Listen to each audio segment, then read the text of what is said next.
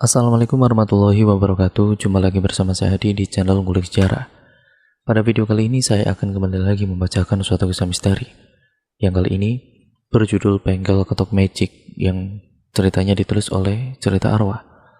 Nantinya kalian juga bisa mengunjungi tweet beliau secara langsung dan juga Twitter beliau secara langsung ya teman-teman, untuk membaca hasil karya-karya beliau.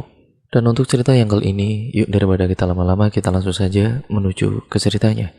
Perhatikan baik-baik karena ceritanya akan segera saya mulai.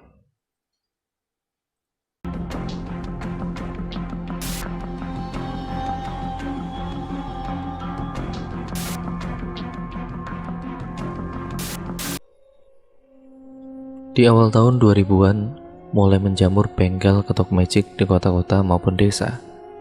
Sebenarnya bengkel ketok magic ini ada asal-usulnya. Mengapa disebut sebagai bengkel ketok magic?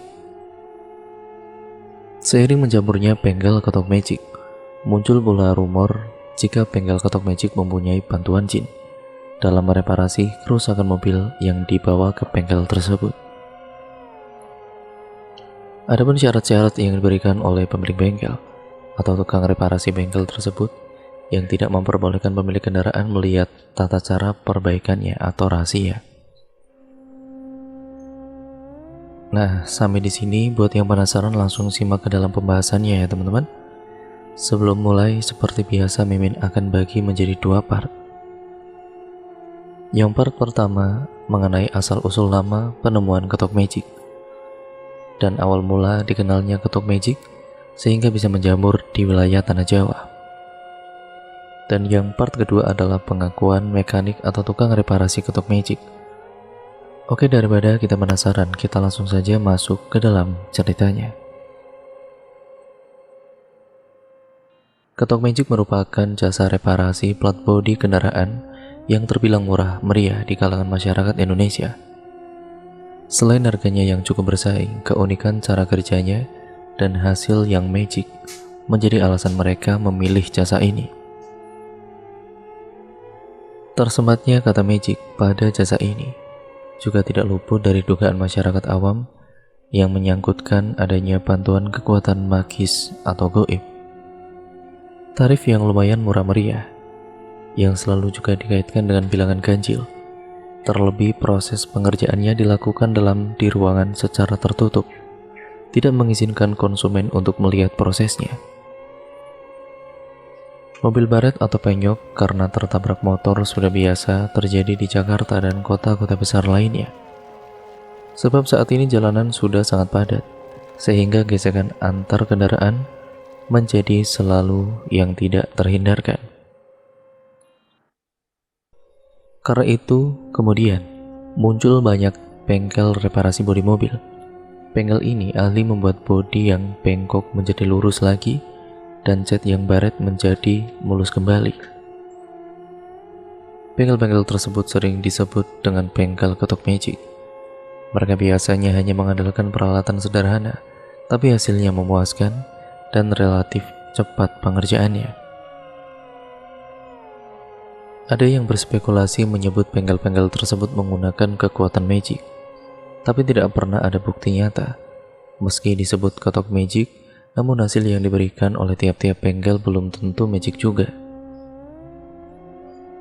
Rahasia dibalik kesuksesan ketok magic tentu saja berkat keterampilan dari para mekaniknya.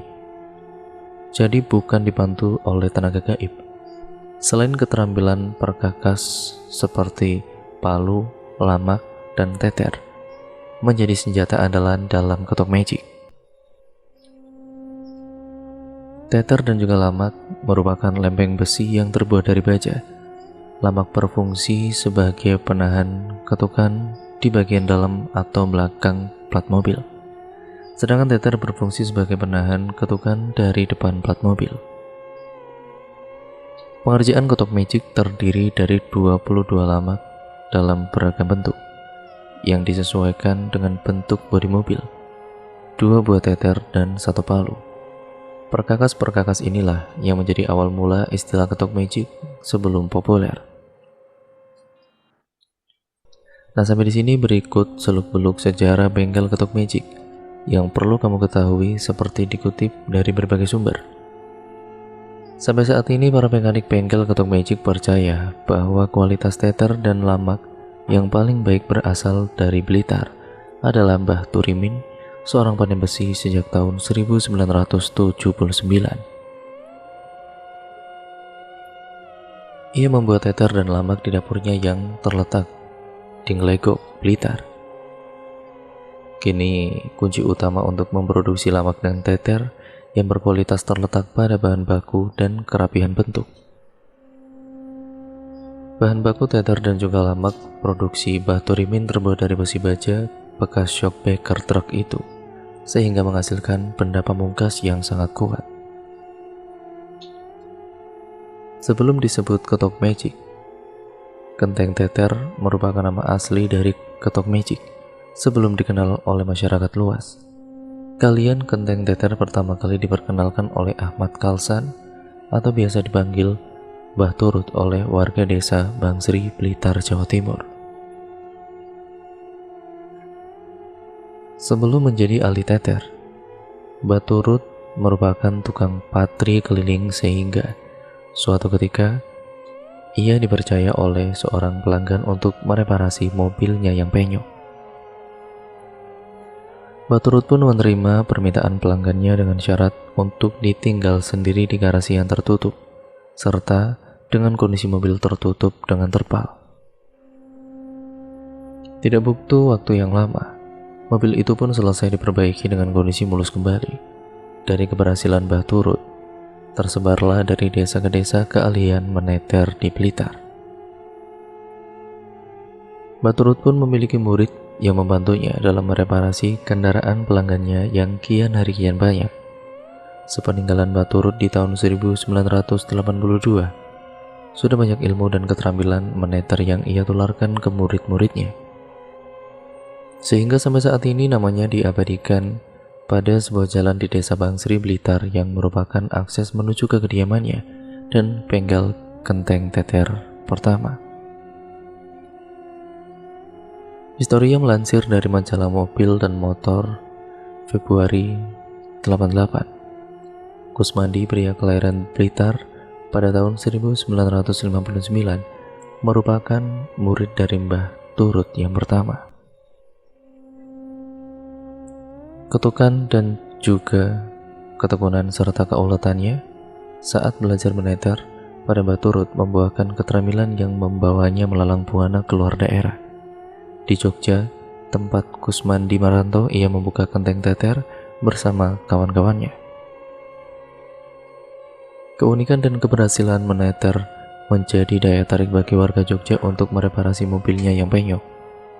Mereka datang ke bengkel penuh dengan rasa penasaran dengan reparasi yang dilakukan di dalam sebuah garasi secara tertutup, dan hanya terdengar suara ketokan, lalu keluar garasi semuanya beres. Unik, rapi, dan cepat, inilah kata yang ada di benak konsumen sehingga lahirlah istilah ketok magic. Di kota Jogja inilah istilah genteng teter berubah menjadi istilah ketok magic. Istilah ketok magic timbul dari ketidakpercayaan masyarakat akan hasil pekerjaan kami. Ketika itu mereka beranggapan hasil kerja kami dilakukan atas bantuan magic. Mana mungkin kami bisa mengerjakan begitu cepat dan baik?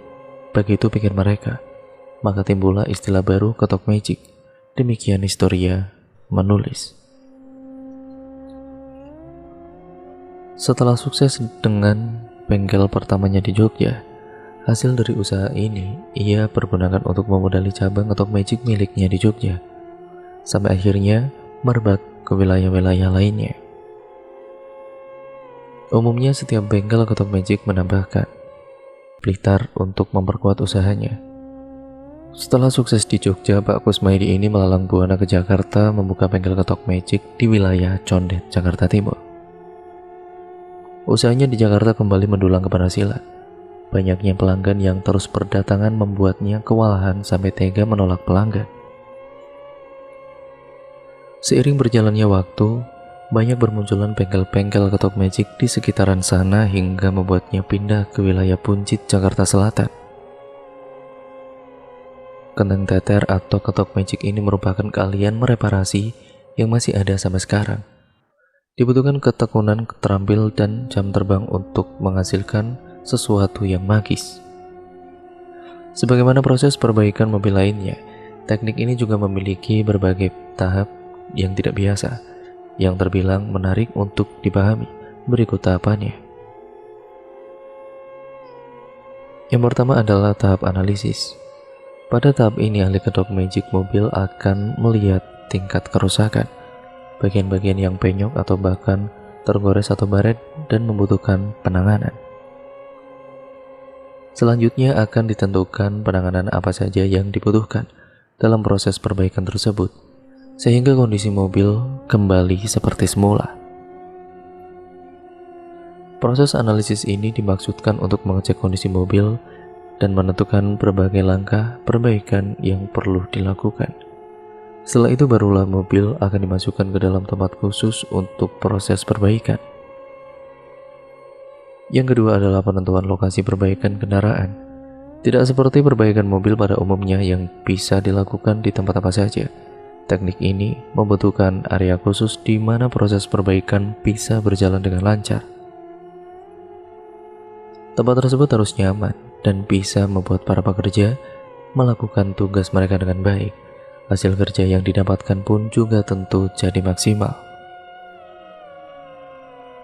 Tempat khusus seperti ini juga akan memungkinkan pekerja bisa bekerja dengan bebas, tanpa perlu khawatir dengan keberadaan orang lain di sekitar mereka. Dalam proses pengerjaannya, para pekerja biasanya memang tidak akan nyaman jika diawasi, bahkan oleh pemilik mobil sekalipun. Inilah yang membuat kenapa kedok magic jadi terkesan rahasia dan misterius. Yang ketiga adalah proses pengerjaan. Proses ini umumnya dilakukan dengan berbagai peralatan yang jauh dari kata modern dan memadai. Meski begitu, hasil proses ini pada umumnya tidak mengecewakan, makanya masih banyak dipilih oleh orang untuk perbaikan. Umumnya bengkel modern menggunakan beragam peralatan canggih, sedangkan kedok magic justru masih menggunakan beragam peralatan sederhana. Peralatan yang digunakan seperti alat pencapit khusus, martil, kawat, las, painless, dan removal. Bahkan juga hair dryer yang dimodifikasi penggunaannya untuk memanaskan bodi mobil agar menjadi lebih lentur atau fleksibel. Hair dryer itu biasanya digunakan pada bagian bodi mobil yang penyok. Dengan panas dari alat itu, bagian tersebut akan menjadi lebih lentur dan bisa dikembalikan ke dalam bentuk semula dengan cara menariknya dengan kunci khusus. Proses perbaikan ini akan berlangsung dengan cepat, makanya jangan heran jika teknik ini hanya membutuhkan waktu 1 malam saja untuk memperbaiki kondisi mobil menjadi seperti sedia kala. Yang keempat adalah proses pengecatan. Jika bentuk bodi mobil sudah kembali seperti semula, tahap selanjutnya biasanya adalah proses pengecatan. Sebelum pengecatan dimulai, kondisi mobil harus dipastikan sudah benar-benar sempurna dan tidak lagi menyisakan penyok sedikit pun. Dibutuhkan keahlian khusus dalam memilih warna cat yang akan digunakan dalam proses yang satu ini. Hal itu mengingat warnanya harus benar-benar sesuai dengan warna keseluruhan bodi mobil tersebut. Langkah selanjutnya adalah proses penempulan yang dilakukan dengan hati-hati agar permukaan yang dihasilkan benar-benar halus. Karena penempulan selesai, proses pengecatan bisa dilakukan dengan hati-hati, mengingat bagian yang dicat hanya yang mengalami kerusakan saja dan kemudian bukan keseluruhan bodi mobil. Disinilah penting dipastikan warna cat yang digunakan telah benar-benar sesuai dengan warna dasar mobil, agar hasilnya tidak kelihatan belang. Pelindung cat khusus terkadang juga menjadi opsi yang dipakai. Yang kelima, kemudian proses finishing. Langkah terakhir adalah memastikan bahwa hasil pengecatan benar-benar bersih dan sesuai dengan warna permukaan mobil. Hal ini biasanya dilakukan dengan cara membersihkan area yang sudah dicat. termasuk menggunakan cairan khusus untuk memoles hingga seluruh permukaan mobil mengkilap dengan rata. Lalu kemudian pengakuan montir bengkel Kotok Magic menggunakan sudut pandang orang pertama, yaitu Bapak Sahili.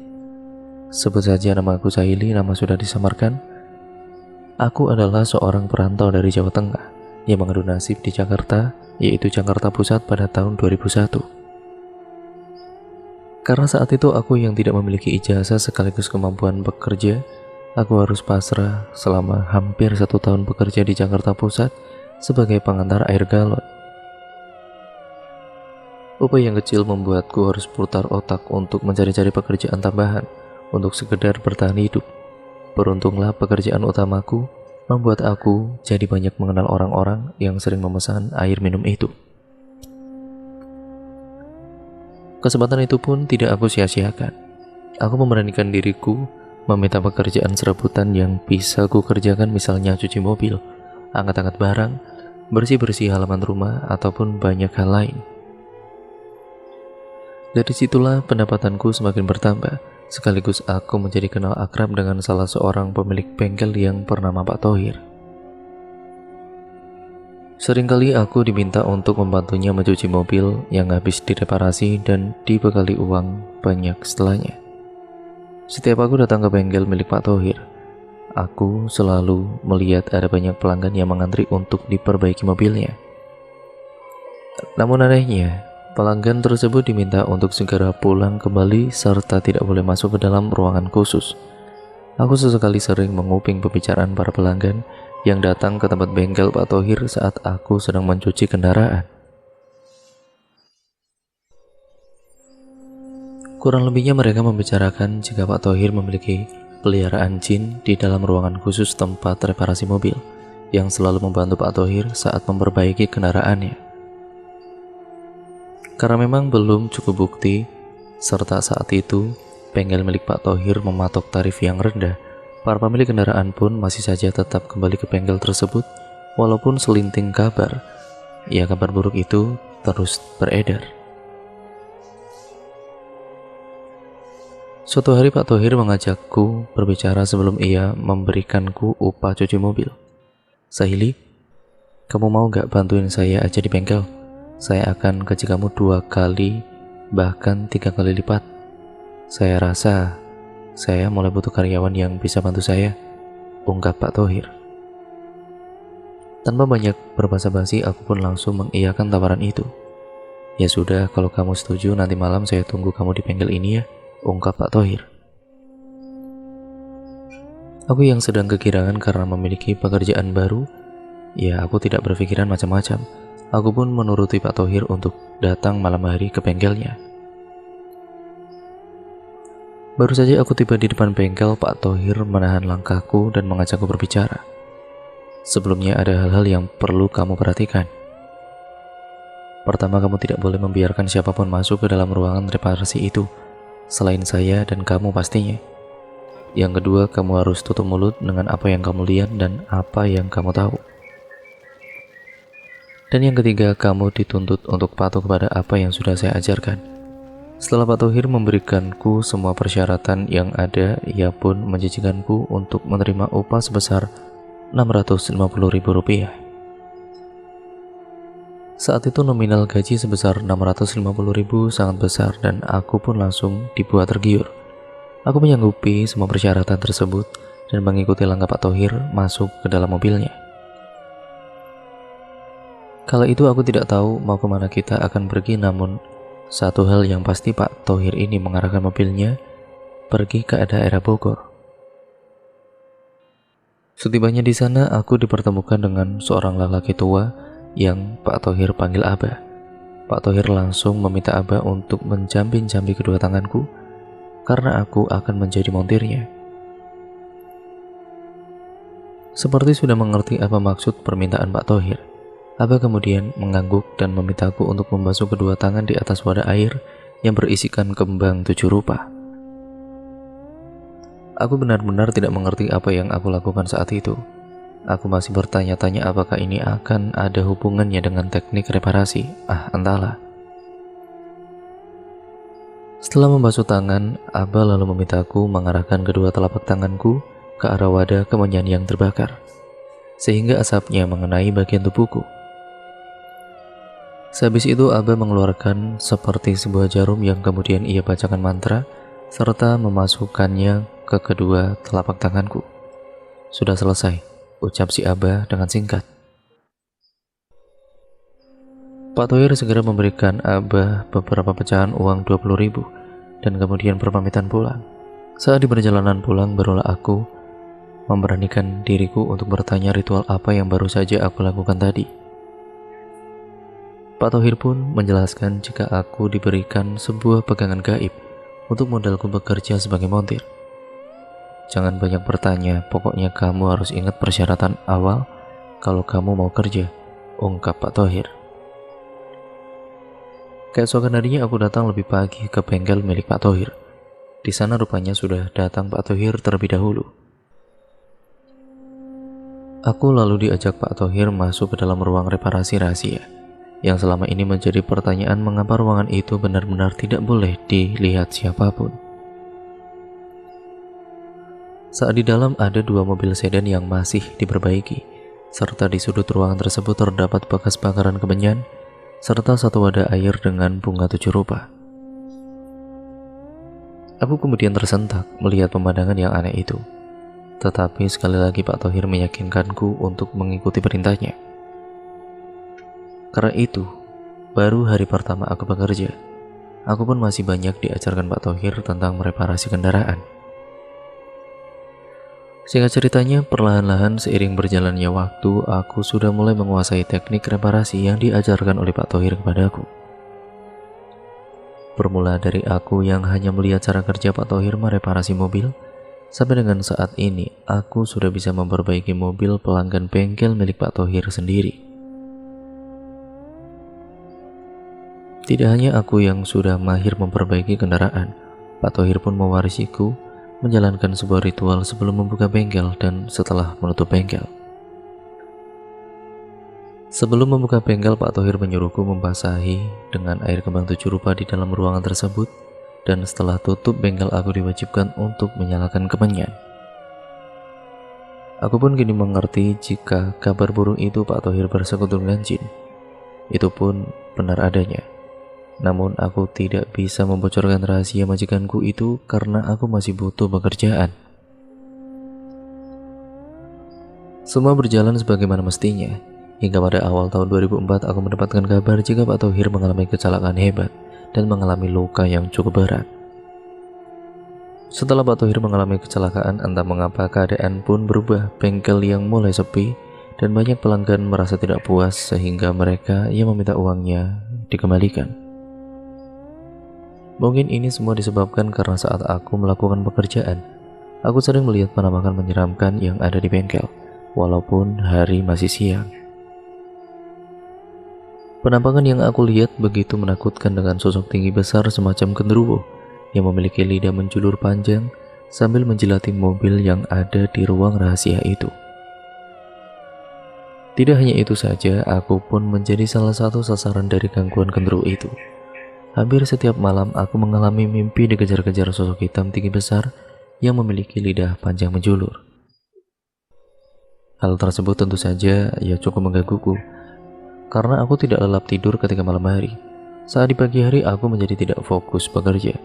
Gangguan yang awalnya hanya sebatas aku melihat sosok mengerikan itu sekaligus muncul dalam mimpi.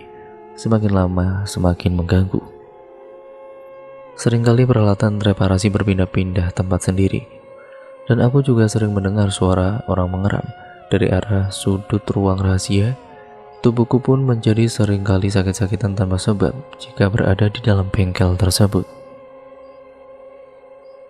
Dari mulai kepala yang sering pusing, sampai pundak yang tiba-tiba merasa berat, aku memutuskan untuk menyerah melanjutkan kembali pekerjaanku dan meminta berhenti bekerja saja. Setelah aku berhenti bekerja, Pak Thohir yang masih belum pulih dari luka-lukanya memutuskan untuk menutup bengkel miliknya karena ia sendiri belum sanggup melanjutkan kembali usaha bengkel tersebut. Tempat usaha bengkel milik Pak Thohir pun akhirnya dijual dan dijadikan usaha cuci mobil oleh pemilik baru. Entah benar atau tidak, ada selenting kabar yang beredar jika usaha cuci mobil tersebut tidak bertahan lama dan sering berganti-ganti kepemilikan setelahnya. Sedangkan berita terbaru Pak Thohir tutup usia tidak lama sesudah ia menjual bengkel itu.